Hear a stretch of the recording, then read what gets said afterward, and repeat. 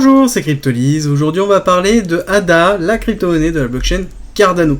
En plus, ça tombe bien parce qu'on a pas mal de news, on va en discuter avec notamment la mise à jour qui est en cours et qui devrait arriver. Donc déjà, avant tout, ADA Cardano a une spécificité, c'est que c'est une blockchain qui est déjà ancienne et qui est surtout le prolongement d'un projet qui était Ethereum, avec une désolidarisation du fondateur d'ADA Cardano, du projet Ethereum, pour fonder ADA Cardano justement, avec une politique qui est construire lentement pour être sûr que ce soit solide, que ce soit sécurisé, et c'est le principe même d'ADA Cardano. Prendre le temps pour pouvoir construire, et c'est aussi une des raisons pour lesquelles vous le verrez, ça avance doucement le projet au fur et à mesure. À côté, ADA Cardano a une volonté de faire quelque chose qui est parfait pour en fait toutes les blockchains, donc on régule la décentralisation, on améliore la scalabilité, on améliore la sécurité, on améliore tous les différents points qui font justement une blockchain parfaite, et c'est un peu le principe, c'est l'aspect comme étant une représentation de la meilleure blockchain qui puisse exister.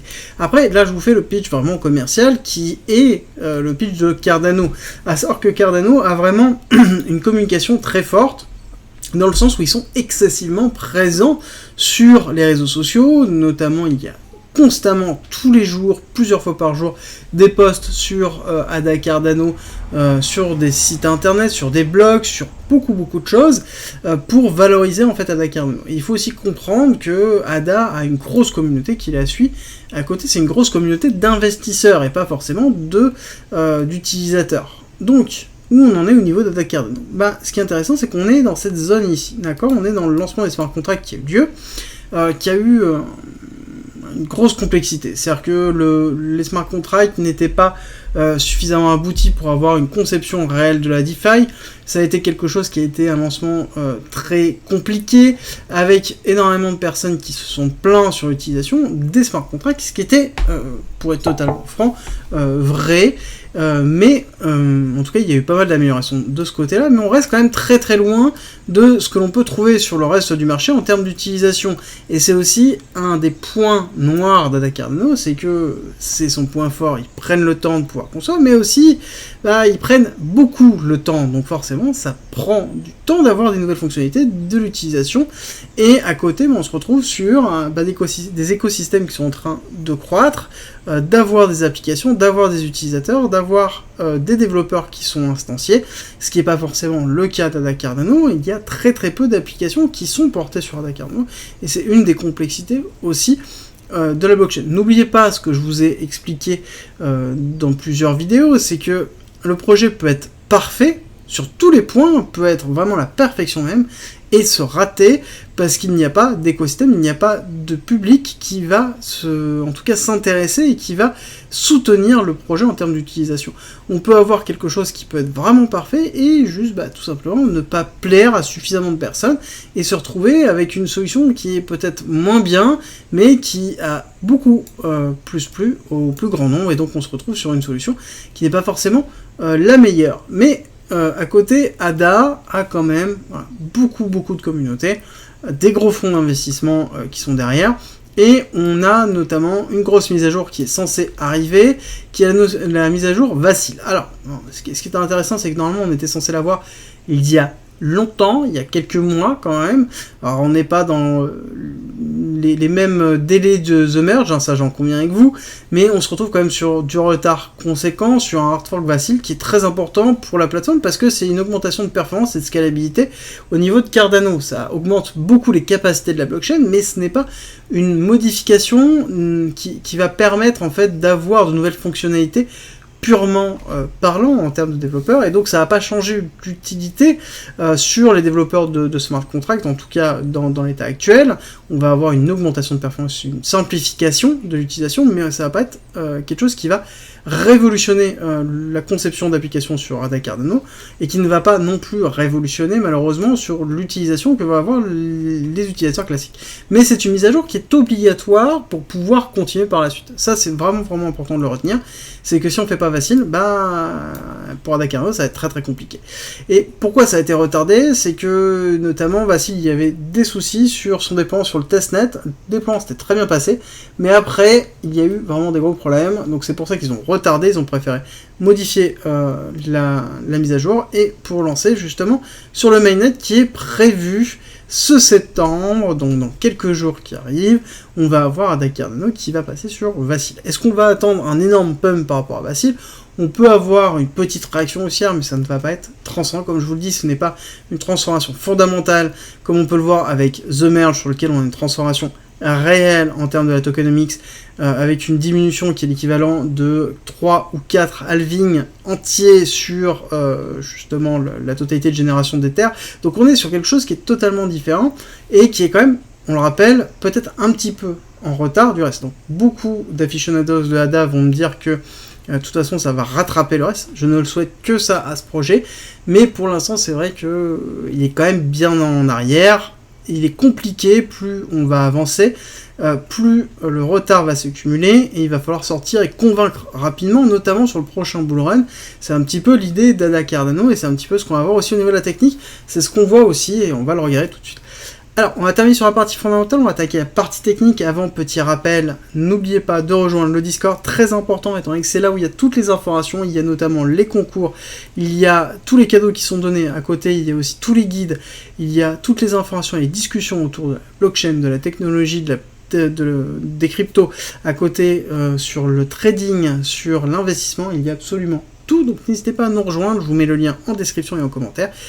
Donc n'hésitez pas, et c'est avec plaisir. À la fin de cette vidéo, je vous ai fait une petite vidéo de présentation si jamais vous vous posez des questions. Alors, on a terminé, on attaque la partie technique où on va faire un petit rappel de là où on en est, où on a eu une accélération due à une fin d'accumulation. On voit que c'est un actif qui a pris le temps de se construire, sur lequel on a une très belle accumulation qui s'est terminée par ici un STB, donc prise de liquidité, accélération haussière suite à la prise de liquidité, retest, réaccélération. Donc on est vraiment sur une accumulation classique de Wyckoff, quelque chose qui est vraiment classique. À côté, on se retrouve sur cette accélération avec une cassure en BC-ARST, avec la mise en place ici d'une réaccumulation qu'on retrouve avec un sign of weakness. La réaccumulation parce que le ST a pris la liquidité du BC. Donc ça, c'est la schématique, la grande schématique qu'on retrouve.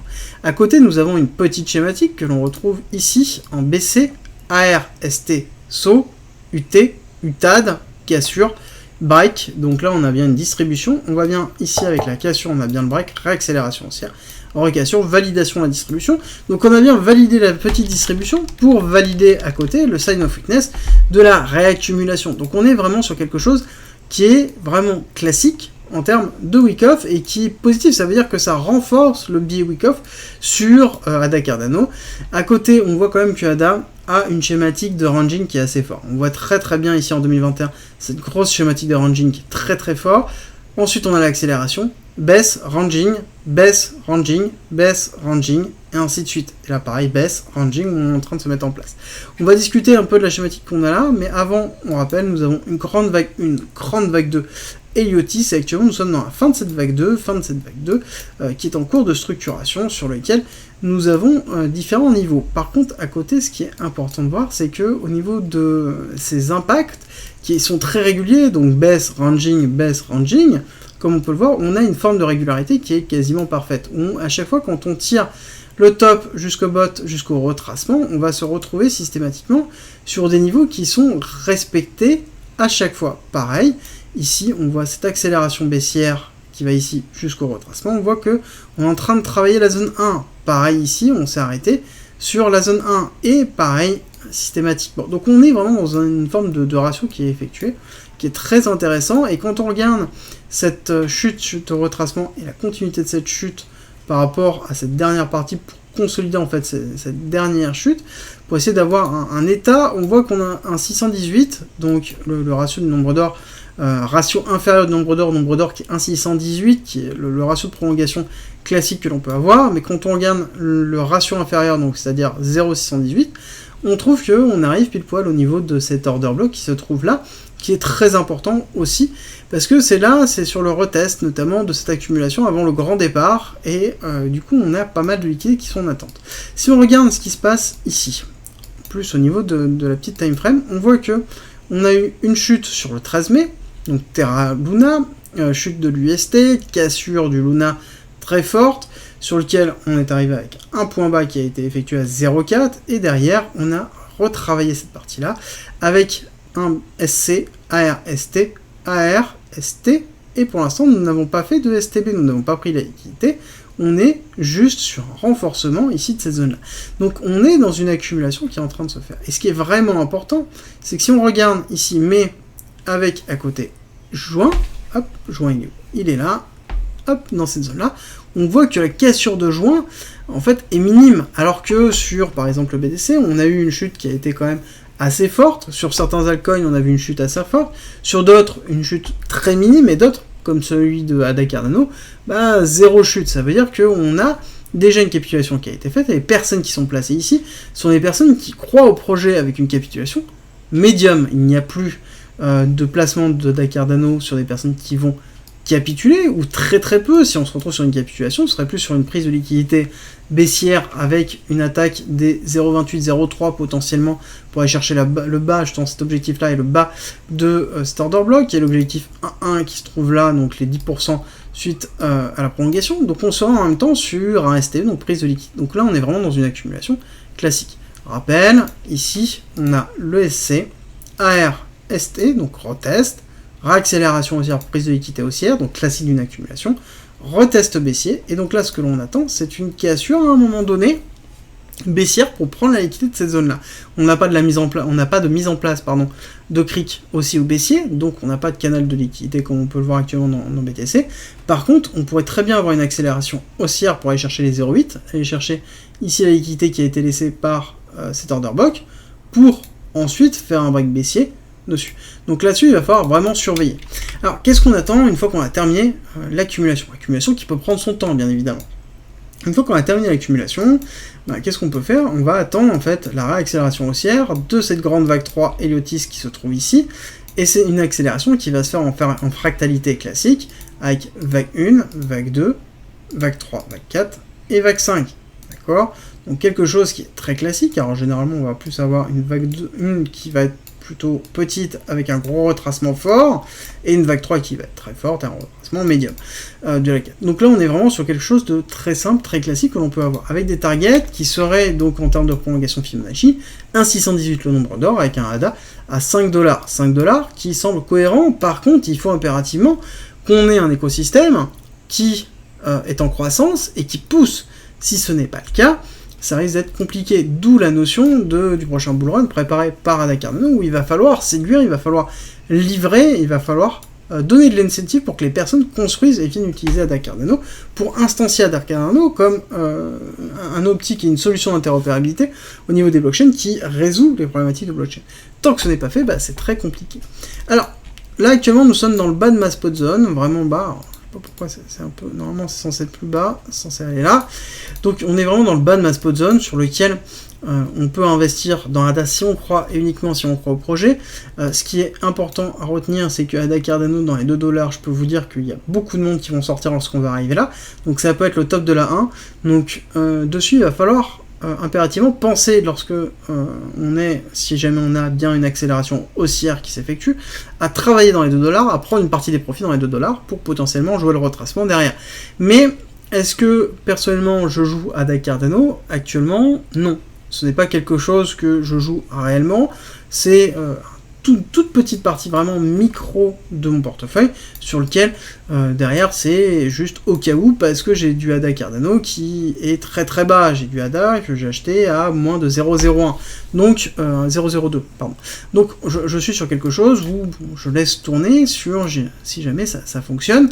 J'ai pris une partie de profit déjà ici et ici, mais Bon, pour l'instant, je trouve que le projet a des bases solides, a quelque chose de très solide, mais peine un petit peu à séduire, et c'est dommage de voir ça. J'espère que Vassil va changer les choses, et surtout les prochaines mises à jour et les prochaines upgrades qui vont être faites vont être des upgrades de fonctionnalités pures, qui ne vont pas être justement des choses purement intrinsèques à la gestion de la blockchain, mais des choses qui vont donner envie de développer dessus, parce que malheureusement, une blockchain sans développeur et sans use case, bah ça sert pas à grand monde et même à très peu de monde.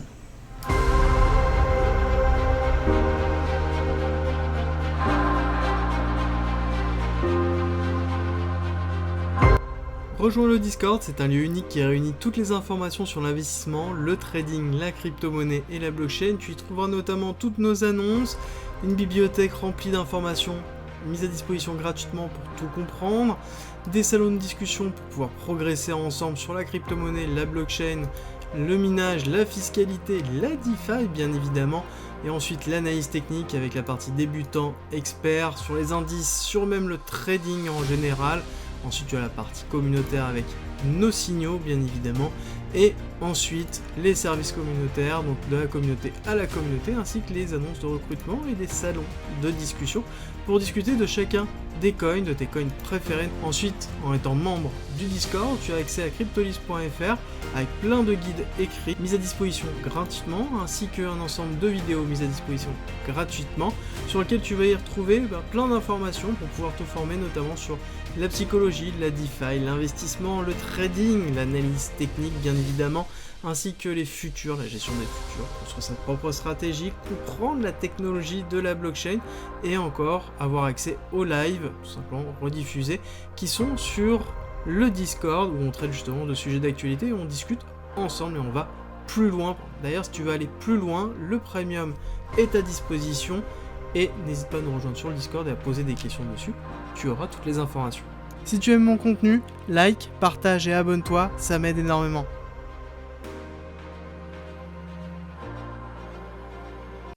Merci d'être resté avec moi jusqu'au bout. Abonne-toi, partage si t'as aimé et rejoins-nous sur Discord. C'est avec plaisir qu'on t'accueillera. Et à très vite.